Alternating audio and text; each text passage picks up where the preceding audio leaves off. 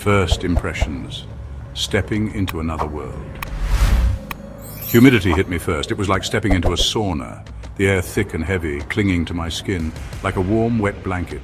Then the smells. They were overwhelming, a sensory overload that was both intoxicating and disorienting.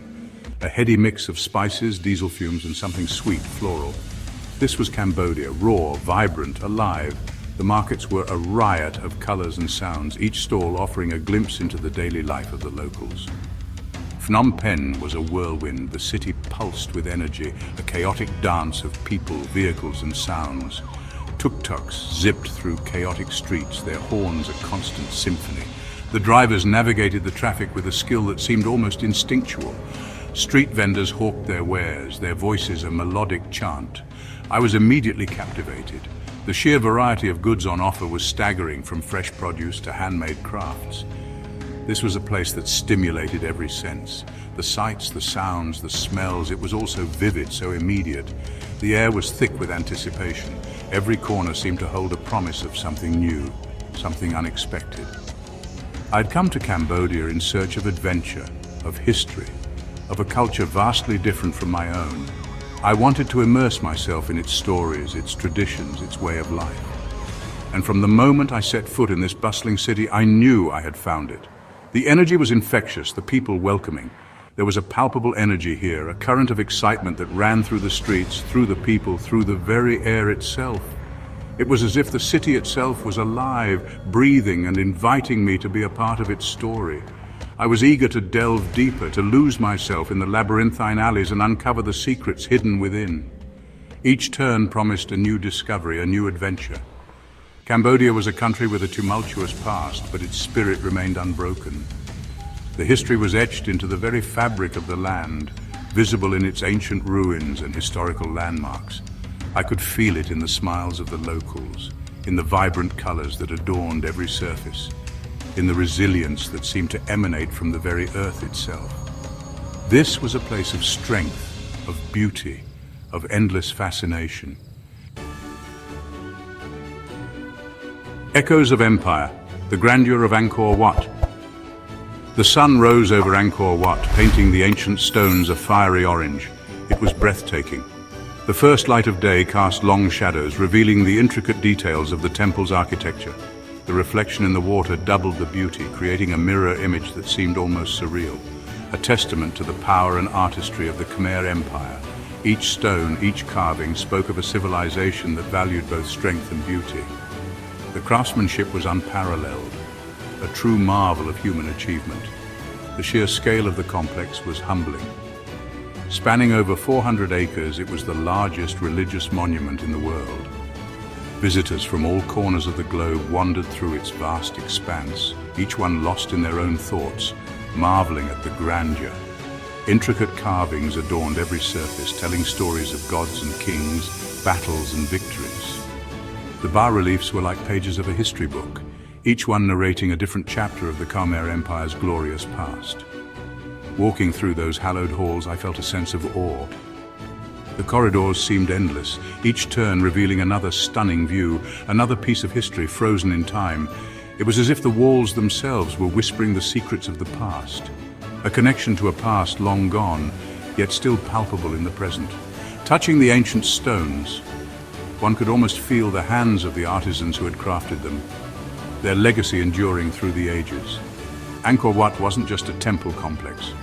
It was the soul of Cambodia.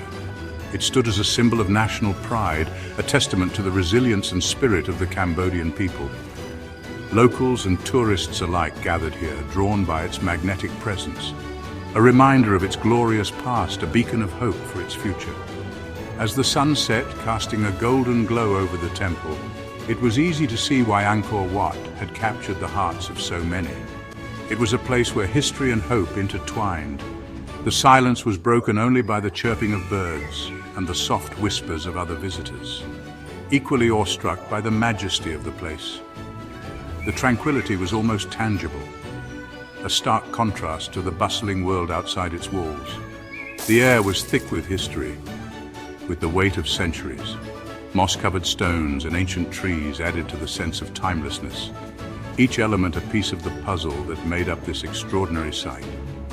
It was a place of profound spirituality, a place where one couldn't help but feel a sense of peace, of connection to something far greater than oneself. The serene landscape with its lotus ponds and meditative spaces invited reflection and introspection, making Angkor Wat not just a historical marvel but a sanctuary for the soul. The rhythm of tradition, dance, music, and ancient rituals. One evening I stumbled upon a traditional Cambodian dance performance. The dancers, adorned in silk and gold, moved with an elegance that was mesmerizing. Their gestures, slow and deliberate, told stories of love, loss, and triumph. The music, a hypnotic blend of gongs, drums, and string instruments, filled the air, transporting me to another world. It was a world of myth and legend, of ancient rituals and timeless traditions. The experience was hypnotic, captivating. It was a glimpse into the soul of Cambodia, a culture that revered its past and celebrated its traditions with a passion that was contagious. I found myself swaying to the music, my feet tapping along to the rhythm, my heart beating in sync with the drums. A symphony of flavors exploring Cambodia's street food scene. My culinary journey began in the heart of Phnom Penh. Street food stalls lined every street, each one offering a tantalizing array of aromas and flavors. From fragrant curries to steaming bowls of noodles, the choices were endless. I sampled everything. The rich, creamy fish amok, steamed in banana leaves, was a revelation. The spicy beef lok lak, bursting with flavor, had me craving for more. And then there was the Ki TV, a flavorful noodle soup that was a staple of Cambodian cuisine. Each bowl was a symphony of textures and tastes, a testament to the ingenuity and culinary prowess of the Cambodian people. Section 5, Market Melodies, the sights, sounds, and smells of daily life. No trip to Cambodia is complete without a visit to a local market. The energy was infectious. Vendors hawked their wares, their voices competing with the cacophony of sounds. From fresh produce to colorful fabrics, there was something for everyone. I wandered through the stalls, mesmerized by the sights and smells. The air was thick with the aroma of spices, the scent of fresh fish, and the sweet fragrance of exotic fruits. It was a feast for the senses, a glimpse into the heart of Cambodian life. I found myself bargaining for souvenirs, tasting exotic fruits I couldn't even name, and simply soaking up the vibrant atmosphere. Section 6, Grace and Beauty, the Women of Cambodia. I was struck by the grace and beauty of Cambodian women. Their long, flowing hair, their delicate features, their elegant attire. They moved with a natural elegance. Their smiles were warm and welcoming. Many wore sampots, traditional Cambodian skirts, which added to their grace. Their beauty wasn't just skin deep. It radiated from within. A strength born of resilience, a warmth that was both inviting and disarming. Their strength and resilience in the face of adversity was truly inspiring. They were the backbone of their families, the heart of their communities, and the keepers of their culture. Section 7, The Spirit of Cambodia, Encounters with Warmth and Kindness. What truly stayed with me, however, was the warmth and hospitality of the Cambodian people. Their smiles were not just gestures, but genuine expressions of their kind hearts. Despite their history, they possessed a spirit of resilience and optimism that was infectious.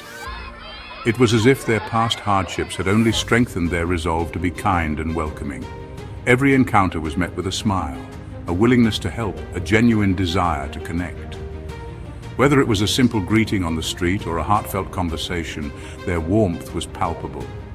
From the tuk-tuk drivers who went out of their way to show me hidden gems, sharing stories of their lives and culture, to the families who invited me into their homes for a taste of local life, offering meals prepared with love and care, I was constantly touched by their generosity. They shared not just their food, but their stories, their laughter, and their lives. Their warmth was a beacon of hope. In a world that often feels disconnected, their sense of community was a refreshing reminder of what truly matters. They reminded me that even in the face of hardship, the human spirit could prevail. Their smiles were contagious, their laughter infectious. It was impossible not to feel uplifted in their presence. They had a way of making you feel welcome, as if you were an old friend returning home after a long journey. like you were part of their family, sharing in their joys and sorrows, even if you were just passing through. Their kindness left an indelible mark on my heart, a testament to the enduring power of human connection. Section 8. Beyond the tourist trail, finding authenticity in everyday moments. Venturing beyond the tourist trail, I discovered the true essence of Cambodia. In the rural villages, life moved at a slower pace. Farmers tended to their rice paddies, children played in the streets, and families gathered for meals shared on woven mats. There was a sense of community here, a connectedness to the land and to each other that was both humbling and inspiring. Life was simple, yet it was rich in ways that transcended material possessions. It was in these moments, away from the crowds and the tourist attractions, that I truly connected with the soul of Cambodia. It was in the everyday moments, the shared smiles, the simple acts of kindness, that I found the true beauty of this remarkable country. Section 9, an enduring impression, the lingering magic of Cambodia. Leaving Cambodia was bittersweet. I'd fallen in love with its raw beauty, its vibrant culture, its resilient people. Cambodia had gotten under my skin, had left an imprint on my soul that would remain long after I had left its shores. The memories lingered. The sunrises over Angkor Wat, the flavors of street food, the smiles of the people. Cambodia was a country that stayed with you. It was a place I knew I would return to, drawn back by its magic, its beauty, its enduring spirit. I urge you to experience it for yourself, to lose yourself in its history, to savor its flavors, to embrace its people. Go with an open mind and a willing heart, and you too will discover the magic that is Cambodia.